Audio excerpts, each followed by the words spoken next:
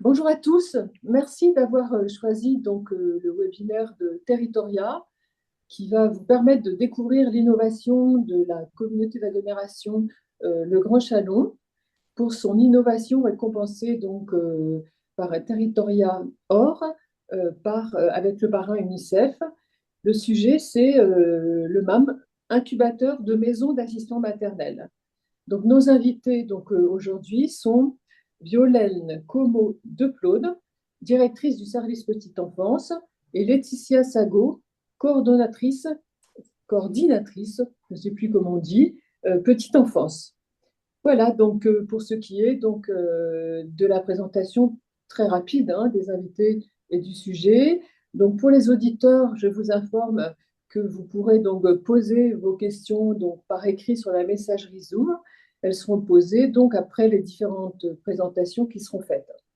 Donc, dans un premier temps, je vais donner la parole à Éléonore Carpentier, la déléguée générale de Territoria, pour présenter Territoria et les raisons qui ont conduit le jury à primer cette innovation. Ensuite, Madame Como de Claude présentera donc les aspects politiques et stratégiques du pourquoi, quels étaient les objectifs poursuivis par les élus. Et Madame Laetitia Sago nous présentera plus particulièrement les aspects méthodologiques et techniques qui permettent de faire fonctionner cette innovation, cet incubateur. Voilà, donc je passe la parole à Éléonore Carpentier pour qu'elle présente Territoria et les raisons du jury pour le choix de cette innovation. Oui, merci beaucoup Françoise. Merci donc Françoise Larpin, qui est conseillère scientifique de Territoria, qui fait partie du conseil scientifique de Territoria. Territoria, vous le savez, c'est un prix qui existe depuis maintenant bientôt 40 ans. On va fêter dans 2 ans son 40e anniversaire. Un prix qui prime chaque année les collectivités territoriales qui innovent dans tous les domaines de l'action publique locale. Donc là, on a un sujet un petit peu original qui est le sujet des assistantes maternelles, mais on peut primer aussi dans le domaine de la communication, par exemple, dans le domaine des ressources humaines, dans le domaine financier, dans le domaine du numérique. On a eu beaucoup de dossiers IA cette année. Et depuis 40 ans, en fait, Territoria s'intéresse à tous les domaines de l'action publique locale. Les 3 critères du jury du prix Territoria, ce sont l'innovation en premier lieu, la reproductibilité et la bonne utilisation de l'argent public. Alors, ce prix Territoria Or, c'est un prix Territoria qui a été remis des mains de notre présidente Sophie Primas, donc ministre déléguée auprès du Premier ministre et porte-parole du gouvernement, et qui a fait l'objet d'une sélection par le jury de Territoria en octobre 2024. Euh, le jury a été présidé cette année par Françoise Gatel, qui est aujourd'hui ministre de la Ruralité. Et parmi les 200 dossiers qui avaient été présentés au jury, celui-là a été sélectionné pour un territoria hors action en faveur des enfants et des adolescents. Donc, je pense que le Grand Chalon, vous pouvez en être très, très, très fier. Qui est-ce qui a présidé au choix du jury dans ce dossier? Il me semble que c'est quand même d'abord l'originalité avec laquelle, enfin vous allez nous l'expliquer, hein, je ne vais pas dévoiler tout ça, mais avec laquelle vous avez porté ce projet. C'est tout à fait original, on l'avait encore jamais vu dans une autre collectivité. Mais c'est aussi la façon dont vous l'avez fait, et c'est pour ça que là, on a hâte que vous nous présentiez tout ça par le détail, parce que votre façon de monter cette action est aussi très, très vertueuse. Et enfin, bien sûr, et ça c'est très, très important pour le jury territorial, c'est que ça peut être reproduit dans beaucoup de collectivités, que c'est un sujet qui nécessite d'être porté, et c'est aussi ce que l'UNICEF a estimé en vous désignant avec le jury territorial. Donc, vous avez compris, on a hâte de découvrir les dessous du dossier. Donc, je vous laisse nous présenter tout ça. Et puis après, bah, bien sûr, on aura, je pense, avec les auditeurs, on aura quelques questions à vous poser. Voilà, les questions, dans un premier temps, seront posées par les animatrices, c'est-à-dire Éléonore et moi. Et dans un second temps, s'il y a des questions qui sont posées par écrit par les auditeurs, on vous les posera pour que vous puissiez également y répondre. On va commencer par Madame Violaine Commode de Claude pour qu'elle nous présente les aspects plus stratégiques et politiques. C'est à vous. C'est parti. Bonjour à tous. Donc moi, je vous propose de resituer un petit peu le contexte de ce projet sur notre territoire. Donc, la communauté d'agglomération du Grand Chalon, c'est 114 000 habitants. On est situé en Bourgogne-Franche-Comté. On a la particularité d'avoir une ville-centre de 45 000 habitants. On est 51 communes en tout, donc, dont 5 communes de plus de 3 500 habitants. Donc, avec une particularité, beaucoup de petites communes avec une première et une deuxième couronne, un territoire rural. On a 3 000 enfants de moins de 3 ans. Et sur ces 3 000 enfants, 27% de ces enfants sont sous le seuil de pauvreté. Ce chiffre est en baisse. On n'échappe pas à la baisse de la natalité, comme sur l'ensemble du territoire français. Pour autant, ce qu'on a pu constater, c'est que le taux d'activité des femmes est en hausse, alors de part notamment de la reprise d'emploi, puisqu'on a un taux de chômage qui a diminué sur le territoire, et on soupçonne aussi la réforme du congé parental, qui a entraîné une moindre attractivité du congé parental, et donc davantage de femmes qui reprennent le travail. On a à peu près 780 places de crèche, 30% de crèches privées lucratives. Voilà, il y a 10 ans, c'était moins de 10%. C'est pour vous donner l'évolution. Et on a l'accueil individuel qui représentait au tout début, il y a 10 ans, quasiment les 3/4 des places, et qui maintenant représente à peine 50% des places, voire moins. Donc, pour l'accueil individuel, donc les assistantes maternelles, on constate une baisse de moins 50% en 10 ans, de façon très contrastée selon les communes. Donc, on a à peu près 1600 places d'accueil. Du coup, le taux de couverture que l'on a sur notre territoire, donc le taux de couverture, c'est calculé par la CAF. Et en gros, ça vient calculer quel est le nombre de places d'accueil dans des modes formels, c'est-à-dire assistante maternelle, crèche, périscolaire, pas périscolaire, pardon, comment on appelle ça, la préscolarisation de 2-3 ans et garde à domicile par rapport au nombre d'enfants de moins de 3 ans du territoire. Et donc en 2015, on avait constaté une baisse importante de ce taux de couverture. Donc, ça faisait partie de notre enjeu de devoir remonter ce taux de couverture. Et il a remonté jusqu'à 74% en 2014. Et pas en 2014, pardon, non. 74%, ça devait être en 2020, 2021, ou un truc comme ça, je ne sais plus, 2019 peut-être, je ne l'ai pas noté. Et après, il a stagné et il n'a fait que descendre.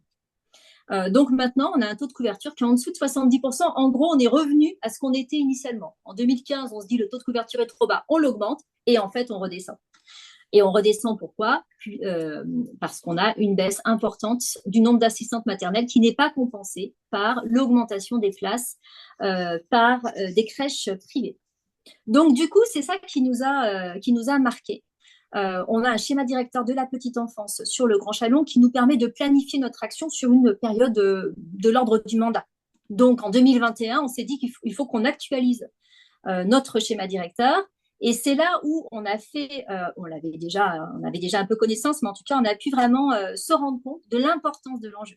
C'est-à-dire que malgré une baisse de la natalité, en fait, on a toujours plus de demandes qui viennent se bousculer aux portes des crèches publiques du Grand Chalon.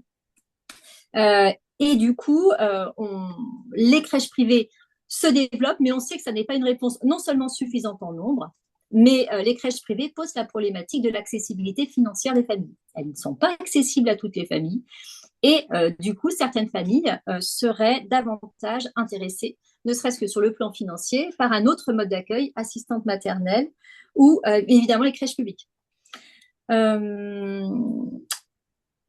On considère sur le Grand Chalon que les assistantes maternelles sont un mode d'accueil complémentaire. Ils sont très importants. Non seulement ils offrent un accueil plus individualisé qui est plus propice pour certains enfants, mais d'autre part, ça reste des enfants qui sont localisés dans les communes. Et ça, c'est très important pour les élus, c'est très important pour les habitants et ça participe de l'attractivité des communes. Toutes les communes du Grand Chalon ne peuvent pas avoir une crèche. Vous imaginez bien, sur 51 communes, ça n'est point possible. Et d'autre part, ce que l'on avait pu constater, c'est qu'il y avait un mode d'exercice qui était relativement récent, qui sont les maisons d'assistantes maternelles, et que ce mode d'exercice était très peu développé sur le Grand Chalon. On n'en avait que 6. Et or, on avait à la fois des remontées, des assistantes maternelles qui considéraient que c'était un avenir aussi pour leur métier, que ça leur permettait de sortir de l'isolement. Enfin, bon, ma collègue vous donnera plus de précisions là-dessus, mais également pour les parents qui voyaient un petit peu une solution à mi-chemin entre un accueil individuel à domicile et les crèches publiques qui sont pas toujours accessibles parce qu'on n'a pas suffisamment de place par rapport à l'accroissement des demandes. Donc, notre schéma directeur, il avait deux grands objectifs. C'était un, de maintenir la diversité des modes d'accueil, de faire en sorte que l'accueil individuel ne s'éteigne pas. Et d'autre part, de faire en sorte qu'on arrive à maintenir un niveau d'offre suffisant, puisque malgré la baisse des naissances, la demande se maintient. Donc, il y a eu des actions pour soutenir et valoriser le métier d'assistant maternel qui ont été développées par les relais petite enfance du Grand Chalon, qui sont au nombre de 12. Et également un grand axe autour des maisons d'assistantes maternelles avec un accompagnement sur la création de MAM, puisque les maisons d'assistantes maternelles nous permettent, mine de rien, de maintenir l'offre d'accueil, voire de l'augmenter, puisque on se rend compte que certaines assistantes maternelles à leur domicile n'arrivent pas à obtenir l'agrément maximal de 4 enfants, donc elles sont obligées de baisser leur agrément. Donc c'est moins d'argent pour elles, bien entendu, leur salaire diminue. En arrivant en MAM dans des locaux adaptés, elles peuvent remonter leur agrément. Donc, vous voyez, le territoire gagne des places. Donc, c'est vraiment un projet qui est tout à fait vertueux. On sait qu'on a un certain nombre de freins. C'est un parcours qui est difficile. On sait aussi qu'il y a un risque de fermeture prématurée des maisons d'assistantes maternelles pour mésentente, parce qu'on ne s'était pas imaginé tout ce que ça pouvait comporter, parce qu'on se heurte à des problématiques financières administratives. Et ça, pour le coup, ça nous était remonté de toutes parts, que ce soit par les assistantes maternelles, les relais petite enfance et la PMI.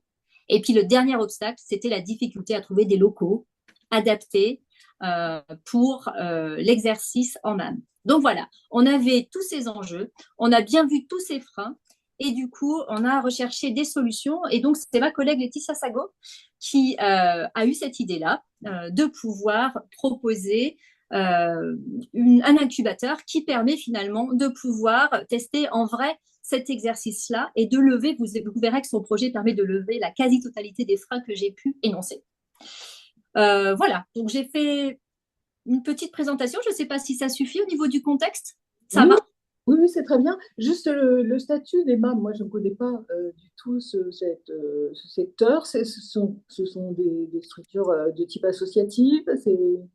Oui, les assistantes maternelles individuellement exercent en libéral, mais l'activité MAM est encadrée par des statuts associatifs. D'accord. Okay. Voilà. Bon, écoute, on va passer aux aspects plus techniques. Mais il faut bien comprendre le fonctionnement de cet incubateur, parce que le mot incubateur, ça peut être un peu confus pour certains d'entre nous. Donc maintenant, on va bien voir comment ça marche, parce qu'il y a, j'imagine, au niveau technique, peut-être aussi un outil ou quelque chose. Effectivement. Alors, sur le déroulé, comment ça marche, c'est l'accueil de 2, 3, voire 4 assistantes maternelles dans des locaux dédiés, des assistantes maternelles qui se connaissent et qui ont envie de monter un projet de maison d'assistantes maternelles. Elles s'engagent un minimum de 3 mois et viennent de manière effective 1 semaine par mois avec les enfants qu'elles accueillent. Donc, elles accueillent habituellement des enfants à leur domicile. Là, on leur propose de venir tester en conditions réelles leur projet dans un lieu dédié.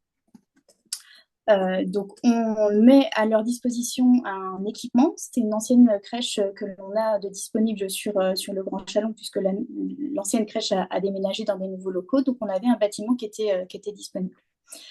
Et puis, le tout, c'est un peu chapeauté, géré par une convention de mise à disposition et une participation aux frais de fonctionnement de la part des assistants maternels. Elles sont accompagnées par des animateurs de relais petite enfance qui, eux, ont été formés par le POP, une association qui est sur la région parisienne, en Seine-Saint-Denis, merci, et des animateurs de relais qui vont du coup venir sur différents aspects. La partie à la fois administrative, parce que ma responsable l'a évoqué juste avant, effectivement, c'est les freins que l'on observe quand les assistantes assistantes maternelles veulent ouvrir une MAM. Donc, toute la partie administrative, toute la partie pédagogique, parce que du coup, elles sont vraiment ensemble à un certain temps dans cet incubateur. Elles remettent un petit peu en question toute leur pédagogie, parce que travailler seul, c'est pas la même chose que travailler à plusieurs. Donc, du coup, on remet aussi en question la pédagogie. Ça va être un travail sur l'aménagement de l'espace. On va travailler tous les outils de communication qui va y avoir, dont elles vont avoir besoin pour la suite du projet. Et puis toute la partie recherche de financement. Le but de cet accompagnement, c'est vraiment de permettre aux assistantes maternelles d'appréhender au mieux le travail en équipe et de s'imaginer le travail en maison d'assistants maternels. En complément de cet accompagnement par les animateurs de relais, elles sont également épaulées par deux partenaires que l'on a. C'est la BGE qui va venir aider les assistantes maternelles à être formées sur la partie gestion financière, gestion de budget, purement et simplement vraiment par les sous, parce que c'est pas quelque chose qui est dans leur culture de professionnels. Donc du coup, vous parlez purement et simplement de cette partie-là. Et puis, un partenaire qui est Asso 71, qui est un service du département qui va venir affiner au plus près de leur réalité toute la partie statut de l'association. On évoquait effectivement que c'est une association, mais c'est pas une association comme un club de foot, etc. Il faut vraiment que ce soit des statuts qui répondent à la réalité du travail des assistantes maternelles en main. Grosso modo, sur le coût du projet, la formation des responsables de relais a coûté 2 000 €. Sur cette somme-là, nous avons reçu une subvention de la part de la Caisse d'allocation familiale qui vient à hauteur de 1 600 €. On a acheté du matériel pour tout ce qui va être linge, couvert, couverture, etc. Enfin, vraiment du matériel plus pédagogique. Avec une enveloppe de 6 500 € et une aide de la Caisse d'allocation familiale de 5 200 €. On a un fonctionnement de la structure qui est évalué à 5 900 € et un temps de travail des animateurs de relais pour chaque accompagnement de groupe qui est évalué à 90 heures. Et à chaque fois, à chaque fois, elles sont en binôme, elles travaillent à deux. La formation des animateurs de relais à la création de MAM, ça fait partie vraiment des conditions de la réussite, parce que accompagner un projet comme la création d'une maison d'assistants maternels, c'est pas donné à tout le monde, c'est pas quelque chose qui est facile. Pour les assistantes maternelles, c'est déjà quelque chose qui est assez compliqué, et du coup cette formation, c'est vraiment la base qui permet aux animateurs de relais d'être sereins quand ils accompagnent les assistantes maternelles et d'être vraiment en phase avec ce qui est attendu dans la création d'une MAM. Les conditions de la réussite, c'est aussi un travail de négociation fort avec les services de PMI qui ont autorisé l'expérimentation dans un lieu hybride en prenant des risques aussi de leur côté, puisque cette expérimentation n'apparaît dans aucun texte et nous permettre d'aller dans cette expérimentation était vraiment quelque chose d'audacieux de la part des services de PMI, et c'est quelque chose qui doit être légalisé pour permettre à d'autres collectivités d'aller aussi dans le sens d'un travail, de leur permettre de développer un incubateur sur leur territoire. En termes de résultats, aujourd'hui, on a créé l'incubateur en 2023 et nous en sommes à notre 3e MAM qui a ouvert ses portes. Donc, une maison d'assistante maternelle par an.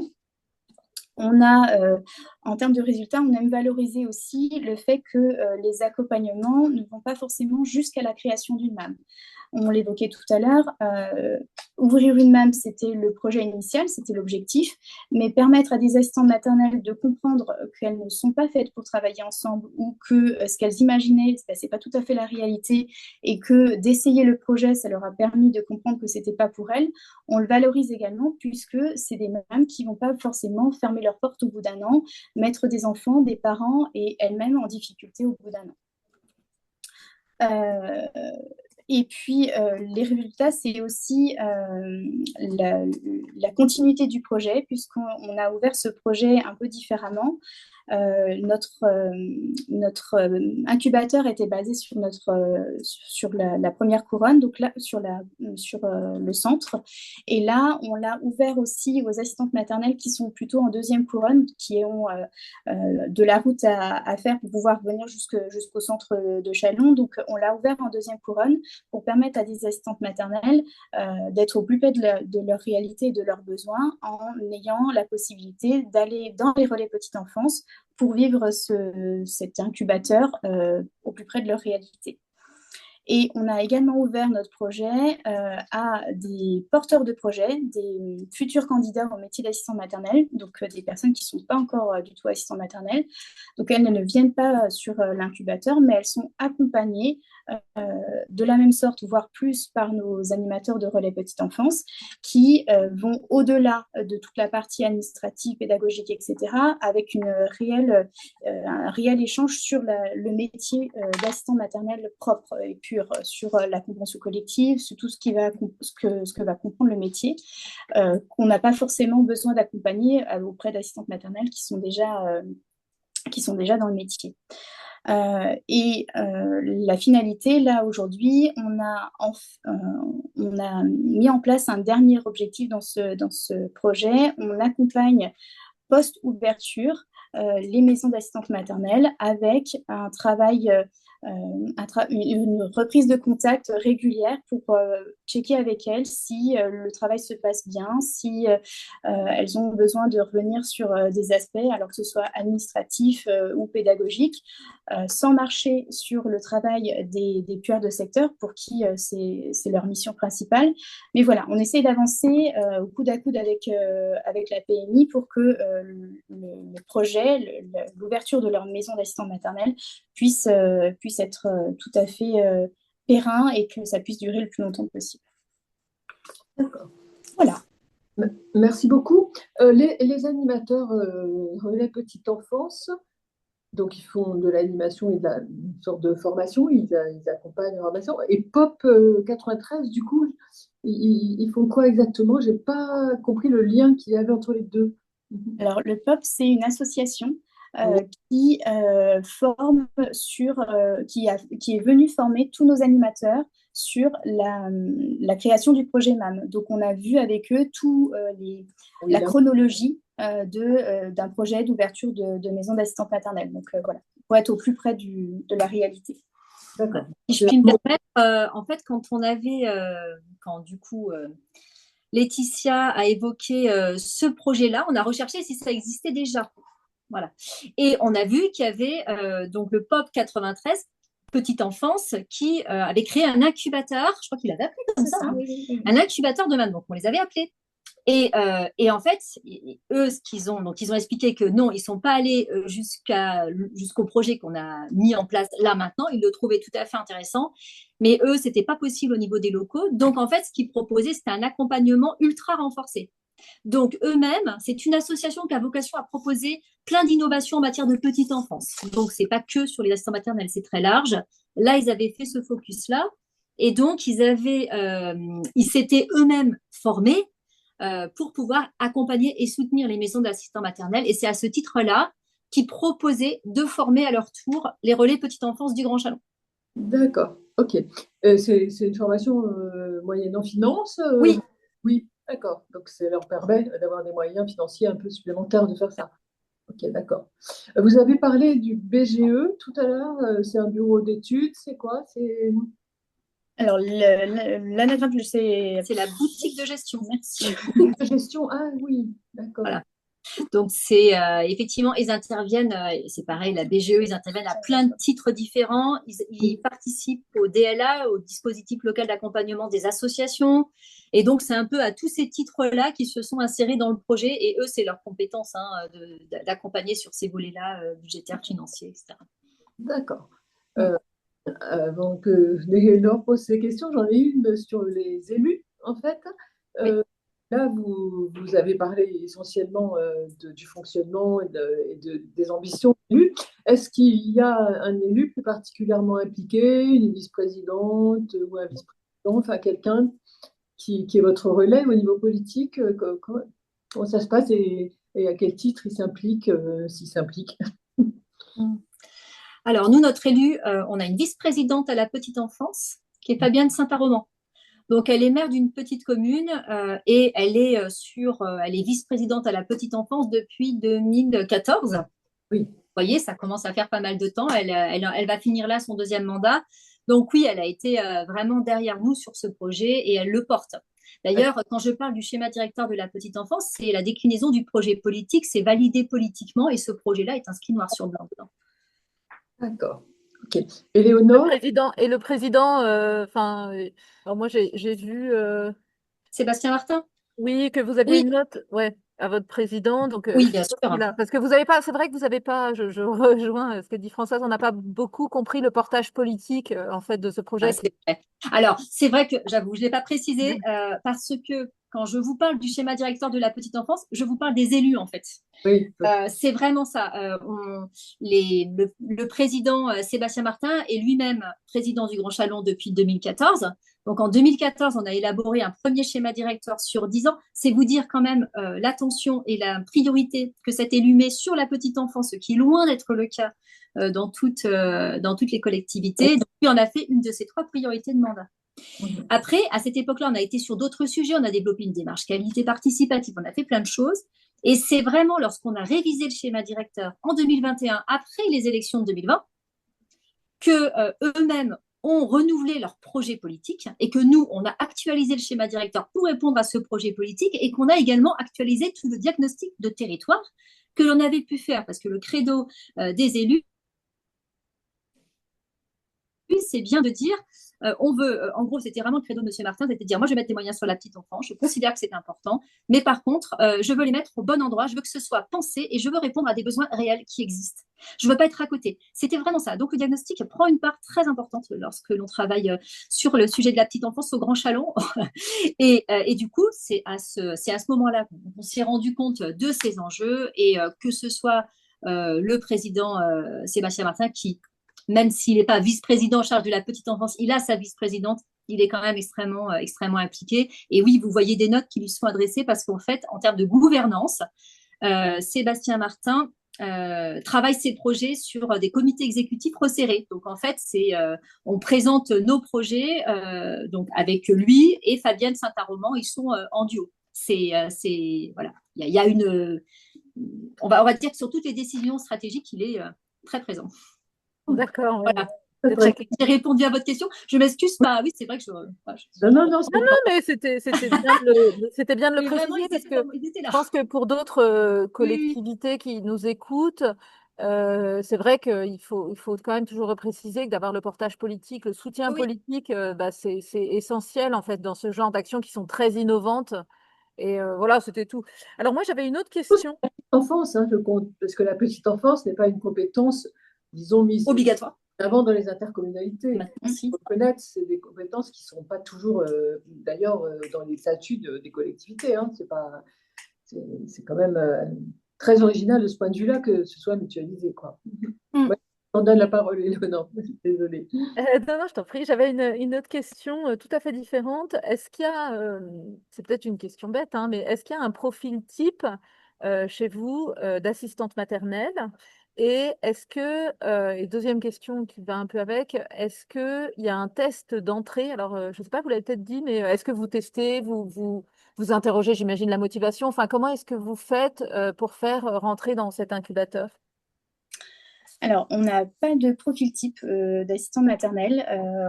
Notre première maison d'assistante maternelle était composée d'un binôme avec une assistante maternelle qui venait d'arriver dans la profession et une assistante maternelle qui avait déjà des années de profession de boutique dans le dos. Et puis, au tout départ, on s'est aussi posé la question de travailler, parce que je dis on parce qu'on est un groupe en fait de travail, et ça aussi, je ne l'ai pas précisé, mais tout n'est pas né de mon cerveau à mois, on a eu un groupe de travail avec des collègues de Relais Petite Enfance pour porter ce projet. On s'est donc posé la question et en se posant la question, on s'est dit, bah, oulala, si on a plein d'assistants maternels qui arrivent d'un coup, comment on va faire pour choisir, comment on va faire pour, pour prendre certaines plutôt que d'autres, etc. Et en fait, on a eu une année qui a été assez chargée avec plusieurs projets, mais comme elles viennent une semaine par mois, pendant 3 mois, ça permet d'avoir un roulement en fait au niveau des assistants maternels et pas d'avoir tous les groupes en même temps. On interroge sur la motivation. Les premiers rendez-vous sont vraiment sur cette motivation, mais on est aussi là pour les accompagner à prendre conscience par elles-mêmes de la réalité et du réalisme de leur projet. Et puis ce qui fait aussi, ce qui met aussi des barrières, c'est ce que ma responsable évoquait tout à l'heure, c'est la réalité avec la partie recherche de locaux. Ce qui les freine aujourd'hui, c'est de se dire que comme elles n'ont pas de locaux, de local en vue, et ben du coup elles ne viennent pas se tester sur l'incubateur. C'est aussi ça qui a fait le frein naturel de cet engouement sur l'incubateur. D'accord. Donc pardon, les locaux, ils sont dans n'importe quelle ville du territoire en fonction de la localisation des assistantes maternelles qui seraient partantes, en fait. C'est un peu C'est ça. donc, À partir du moment où le projet va arriver sur le Grand Chalon, que la maison d'assistante maternelle va arriver sur le Grand Chalon, que ce soit des porteurs de projets de l'extérieur ou des porteurs de projets de l'intérieur du Grand Chalon, à partir du moment où le projet va arriver sur le Grand Chalon, à ce moment-là, elles peuvent être accompagnées au sein de l'incubateur. D'accord, ok. Et donc celles qui existent ou celles qui sont en projet, elles sont dans Chalon Centre toutes ou au contraire elles sont de plus en plus un peu partout sur le territoire? Je dirais un peu partout, puisqu'on en a une qui est ouverte effectivement sur Chalon Centre et puis 2 qui ont ouvert sur la deuxième couronne, donc plutôt à l'extérieur. D'accord, ok. Plutôt en milieu rural d'ailleurs. Ouais, oui, c'est ma question, hein. Est-ce que c'est rural en fait? Ok. Éléonore, tu as donné... Oui, vous avez parlé de la nécessité de communiquer autour de ce métier et de votre désir, ouais, de votre souhait de faire connaître ce métier. Quels sont concrètement, ça se décline comment? Est-ce que vous avez des actions de communication? Est-ce que à la fois pour susciter des vocations et puis à la fois pour peut-être faire connaître aux parents, enfin, de quelle façon ça s'est concrétisé? Ça s'est tout d'abord concrétisé par la prise de conscience aussi par nos élus. En fait, on a développé des rencontres territoriales où on a été expliquer ce que c'était que le métier d'assistante maternelle, expliquer ce qu'on avait dans la tête sur le fait de valoriser, sur le fait d'aller chercher des nouveaux profils d'assistants maternelles. Donc, on a été sur les 51 communes du Grand Chalon.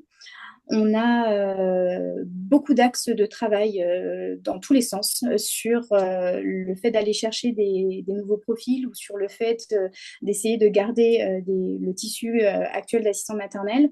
On met en place des portes ouvertes. On parle du métier effectivement par les différents voies de presse que l'on a. Enfin, on a vraiment un travail de fond qui est fait sur cette partie-là. On a une grosse exposition photo, on me souffle dans l'oreillette. On a une grosse exposition photo qui tourne également effectivement sur le Grand Chalon et vous pouvez la retrouver sur notre site internet. Ah, d'accord, merci. Éléonore? Est-ce que quand la maison d'assistante, enfin au lendemain de la sortie de l'incubateur des 3 mois, hein, c'est ça, on a dit? Oui, oui. Est-ce qu'il n'y a pas, Oui. on tombe pas un peu, enfin elles tombent pas un peu de haut, enfin il n'y a pas une difficulté à ce moment-là à atterrir dans la vraie vie, quoi. Eh ben, c'est un peu tout le contraire qui nous est renvoyé, puisque en général, entre le moment où elles sont accompagnées dans l'incubateur et le moment où elles arrivent effectivement dans leur lieu d'accueil, dans leur MAM, les dossiers sont faits en parallèle et puis le lien avec la PMI est assez fort sur nos territoires. Donc, du coup, ça coïncide plus ou moins avec une ouverture en MAM. pour celles qui vont jusqu'au bout. Et du coup, elles sont, en fait, les collègues de relais petite enfance ont tellement travaillé sur le déroulé d'une journée complète, du matin, de l'arrivée de l'enfant au départ de l'enfant, en prenant, je ne sais pas, les tâches ménagères, qui va nettoyer les carreaux quand. Tout est tellement précis dans cet accompagnement que du coup, quand elles arrivent sur ce lieu, c'est naturel. En fait, c'est une façon de travailler qui devient naturelle. Si vous deviez donner le pourcentage en fait de cet accompagnement, alors c'est une question peut-être un peu, un peu bizarre, mais qui concerne l'accompagnement administratif, qui concerne l'accompagnement justement pédagogique des enfants, l'accompagnement de la vie quotidienne, comment est-ce que vous répartiriez ça pour l'incubateur lui-même? Alors là, j'attends la réponse de mes collègues. Alors, elles me répondent que c'est vraiment, oui, c'est juste en fonction des groupes. Ça dépend de là où elles en sont en fait dans leur métier. Parce que certaines auront plus besoin d'être soutenues sur l'aménagement de l'espace, sur la partie pédagogique, les porteurs de projets notamment qui ne sont pas du tout du métier. Ben voilà, toute cette partie-là, elles sont parfois pas du tout même de la petite enfance. Donc accompagner toute cette partie sur la pédagogie, le développement de l'enfant, ça fait une grosse partie de l'accompagnement. Pour des assistantes maternelles qui ont l'habitude et qui aiment toute la partie administrative, toute la partie budget, ben voilà, ça va limiter ce temps d'accompagnement. Mais encore une fois, cet accompagnement, il est vraiment en fonction du groupe, il est vraiment personnalisé, il est vraiment, on vient soutenir là où les asthmates, où on sent que les asthmates ont besoin de soutien. Donc c'est vraiment ultra personnalisé, même dans l'accueil, ce que j'ai pas dit tout à l'heure, même dans l'accueil sur le temps de présence sur l'incubateur. Elles peuvent venir du matin, les parents peuvent déposer les enfants le matin quand ils arrivent, ou elles peuvent venir à un certain moment dans la journée, puis repartir un peu plus tard dans la journée. Enfin, tout est cousu main en fonction de leur réalité, de leurs besoins. Et les parents là-dedans, justement, vous les informez, ils prennent ça comment? Parce que pour eux, c'est un peu compliqué en fait à appréhender. Voyez. Oui. Eh bien, les parents, on les a bien évidemment pas oubliés dans le sujet. On s'est dit que leur proposer un nouveau lieu d'accueil, bah, ça pouvait être un frein parce que se dire que leurs enfants vont dormir dans un endroit qu'ils connaissent pas, enfin voilà, on est professionnel petite enfance, donc toute cette interrogation-là, on l'avait également en tête, se dire que ben, l'enfant, comment il va réagir, le parent, comment il va réagir. Donc du coup, en amont du temps de présence dans l'incubateur, les assistantes maternelles et les parents et les enfants sont invités sur le site pour visiter les lieux, pour prendre connaissance avec les lieux. En général, cette visite, elle est faite avec l'accompagnant, les accompagnants de ce groupe d'incubateurs, ce qui fait que les échanges sont possibles. Après, les assistantes maternelles qui ont un projet MAM en ont déjà forcément à un moment donné parlé aux parents ou c'est le moment d'enclencher une discussion. Ça ne va pas se faire dans les 3 mois qui arrivent. Donc, ça laisse un délai aux parents pour mettre en place, enfin, imaginer un accueil ailleurs pour leur enfant. Donc, tout est fait, mais vraiment avec... c'est un accompagnement qui est doux parce qu'on ne fait pas les choses de manière abrupte. Jusque-là, on n'a pas connu de parents qui étaient réfractaires à l'idée. Au contraire, quand ils viennent, en plus, c'est une ancienne structure. C'est une ancienne crèche, donc tout est aménagé pour l'accueil de l'enfant. Donc du coup, ils sont plutôt sécures. Et les enfants le sont aussi parce que nous, ça a été aussi beaucoup notre inquiétude de savoir comment ça allait se passer pour eux. Les délocaliser pendant une semaine, qui perdent leurs repères, etc., ça aurait pu être un frein. Et là, sur les accompagnements qu'on a pu mettre en place, au contraire, ils prennent des nouveaux repères très vite. Les siestes se passent globalement plutôt bien. On a vraiment... ça roule plutôt bien. Peut-être pour compléter, rajouter que pour les parents, les maisons d'assistants maternels, si on mise dessus, comme beaucoup d'autres collectivités, c'est aussi parce que c'est des lieux qui sont vraiment plébiscités par les parents, hein. Les MAM ne désemplissent pas, elles ont des listes d'attente. Donc, c'est vraiment très attractif. Donc, du coup, ben, pour les parents, quelque part, le fait que les assistantes maternelles aient ce projet-là, même si pour certains, ils le verront peut-être pas, parce que peut-être que leur enfant partira à l'école, etc. Mais en tout cas, je pense que ça participe aussi au fait d'avoir des parents qui sont ouverts, compréhensifs et qui vivent plutôt bien le projet. Voilà, je pense qu'ils apprécient, en tout cas, qu'on essaye de faire quelque chose pour aider ce secteur. Et puis les aider eux, parce que c'est vraiment une réponse aussi, c'est pour les assistantes maternelles, c'est pour les parents. Et Est-ce pardon, excuse-moi, est-ce que qu'ils comprennent, les parents, que la collectivité est au centre de enfin au centre, je sais pas, mais est vraiment, oui, à l'impulsion de ce dispositif?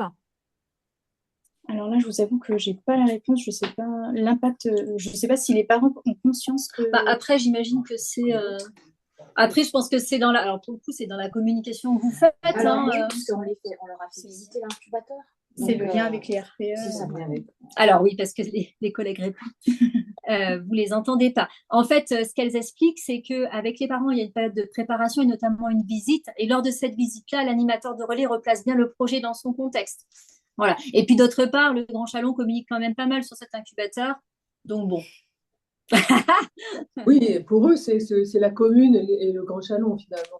Oui. Alors après, oui, c'est ça. Parce que là, si on commence à faire le lien entre commune, intercommunalité, là, c'est compliqué. Mais par contre, si on dit que c'est public, que c'est Chalon, ça marche. Voilà, c'est ce que je pensais, oui. Ouais. Est-ce qu'elles se cooptent entre elles, les assistantes maternelles, à savoir qu'elles font appel à des gens dont elles pensent que ça pourrait les intéresser pour devenir assistantes maternelles, vu qu'il y a un dispositif d'accompagnement, vous savez ça? Ou est-ce que comment elles sont identifiées finalement, celles qui ne sont pas encore dans le métier? Alors, le métier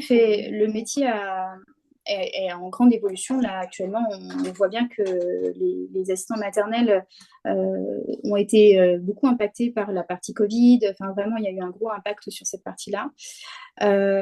Après, je ne suis pas sûre qu'elles essayent de se débaucher pour venir sur le métier d'assistant maternel.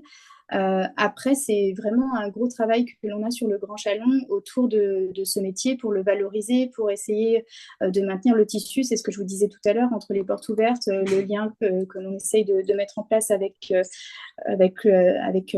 France Travail, le travail que l'on a avec les salons de l'emploi, qui sont des salons sur lesquels les relais petite enfance participent sur le Grand Chalon. Enfin voilà, c'est plutôt, je dirais que la gymnastique, elle est plutôt travaillée par les relais petite enfance qui sont vraiment très focalisés sur aller chercher des nouvelles assistantes maternelles, aller chercher des nouveaux candidats, les accompagner entre le moment où les candidats se disent bah tiens, peut-être que je ferais bien assistant maternel, le moment où ils vont sur la réunion d'information, le moment où on va pouvoir leur montrer ce que c'est qu'un lieu d'accueil, un relais petite enfance, le moment où on va pouvoir leur permettre d'aller en stage avec une assistante maternelle pour découvrir le métier. Il y a vraiment une véritable volonté d'aller chercher des nouveaux profils pour cette profession. Et pour compléter, c'est aussi, et ça c'est un message que j'entends souvent dans la bouche des relais petite enfance, c'est à un moment, c'est les assistantes maternelles aussi qui font l'image de leur métier. C'est-à-dire la façon dont elles-mêmes, elles sont dans l'espace public, dans leur relation avec les parents, entre elles, dans la façon dont elles parlent de leur métier, et bien finalement, elles peuvent faire rêver ou elles peuvent faire fuir quelque part. Donc, il y a une grande partie aussi qui est entre leurs mains. Et ça, c'est un travail que les relais petite enfance font, c'est-à-dire cette prise de conscience. Parce qu'effectivement, il y a des pénibilités dans le métier, c'est compliqué, il y a des choses qui ne vont pas, comme partout. Et à un moment, le fait de se focaliser là-dessus et à un moment d'être finalement dans cette espèce de renguette, eh ben, ça les dessert. Voilà. Donc ça, c'est vraiment un travail qui est très important, c'est-à-dire lutter un petit peu contre à la fois les stéréotypes des familles sur les assistantes maternelles, mais également ce que elles-mêmes véhiculent sur leur propre métier. Voilà. Oui, très bien. Merci beaucoup. Éléonore, tu as encore une question? Oui, Non, mais merci, au contraire. on a un certain nombre de collectivités qui nous écoutent, qui sont intéressées par votre innovation, qui réfléchissent à ce qu'elles pourraient faire chez elles en fonction de leur contexte, en fonction justement du portage politique dont on parlait tout à l'heure, en fonction, vous aviez oui, cet énorme atout en fait qui était ce lieu duquel vous êtes parti. Voilà, en fonction de ce qu'elles ont, elles.